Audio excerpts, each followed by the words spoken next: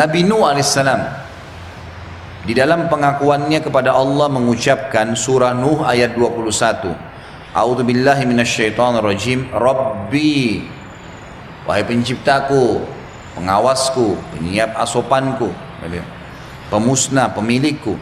Innahum asawni wattaba'u man lam yazidhu maluhu wa waladuhu illa khasara.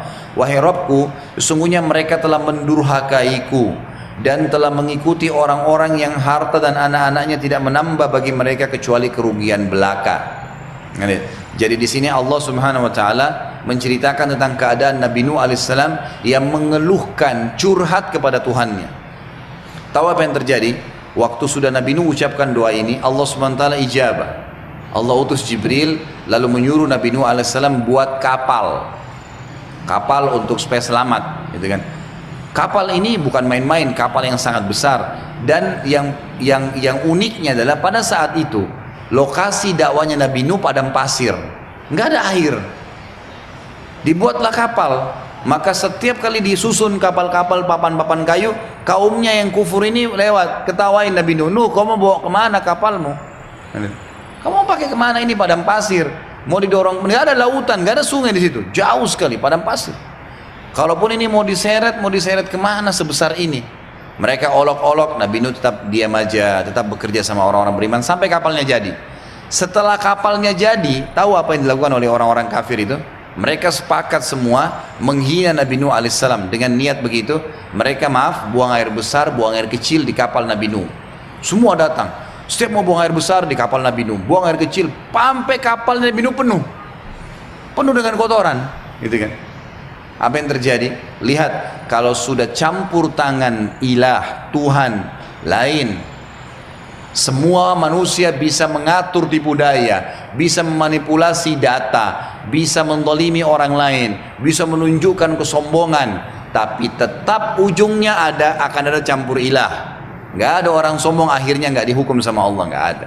Nggak ada orang yang mengambil haknya orang lain kecuali Allah juga kasih dia balasan terhadap buatannya. Makan harta haram, Allah kasih penyakit yang berat, gitu kan? Yang dia akan bayar lebih berat daripada apa yang sudah dia curi. Allah Subhanahu wa taala pada saat itu memberikan penyakit kulit yang subhanallah hanya kena orang-orang kafir saja.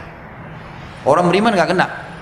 Penyakit kulit mereka itu keluar bisul-bisul yang ngeluarin nanah, ngeluarin darah. Orang beriman nggak kena, cuma orang-orang kafir saja. Semua satu negeri itu kena. Allah biarkan mereka ikhtiar, mereka berobat, mereka ke dukun, macam-macam mereka lakukan, tidak bisa sembuh.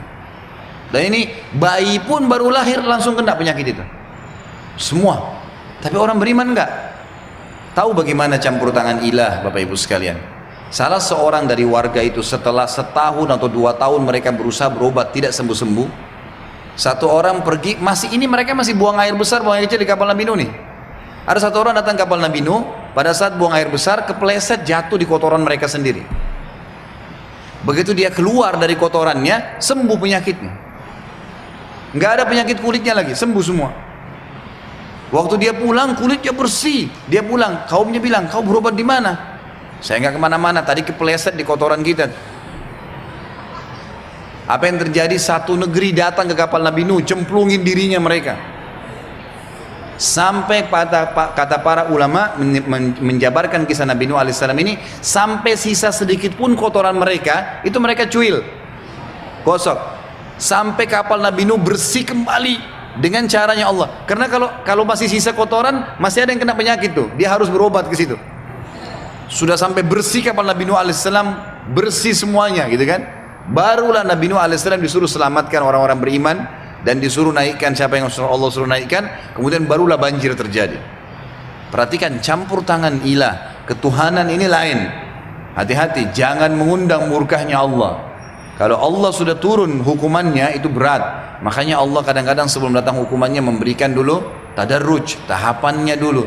Sebelum tsunami ada banjir kecil, sebelum gempa besar ada gempa kecil, sebelum dikenain penyakit berat sering dikasih penyakit tuh tiap bulan, penyakit ini supaya sadar nih, tetap aja ada masalahnya, sekalian dikasih penyakit yang berat sama Allah, nggak bisa sembuh sekalian, gitu kan? Seperti itu. Jadi harusnya faham ya masalah ini. Nabi Nuh alaihissalam yakin dengan Allah, lalu dia berdoa, ya Allah, ini orang-orang ini 950 tahun saya dakwain nggak mau beriman, anak-anaknya semua nggak mau, ya Allah. Allah ijabah, buat kapal dan seterusnya seperti kita tadi saya sampaikan. Tapi saksi bahasan Nabi Nuh menggunakan kalimat Robbi, wahai Tuhanku, penciptaku, penyiapkan asopanku, dan seterusnya tadi sudah saya terjemahkan maknanya, ya. Maka Allah SWT ijabah. Boleh juga mengucapkan dalam ayat yang lain, masih kisah Nabi Nuh, Asy-Syu'ara 117-118. A'udzu billahi minasyaitonir rajim. Rabbi inna qaumi kazzabun faftah baini wa bainahum fathan wa najjini wa man ma'iyya minal mu'minin. Wahai Rabbku, penciptaku, penyiap asopanku, semua kebutuhanku, yang mengawasiku, yang memilikiku, yang akan memusnahkanku. Sesungguhnya kaumku telah mendustakan aku. Oleh karena itu adakanlah suatu keputusan antara aku dengan mereka dan selamatkanlah aku dan orang-orang mukmin bersamaku.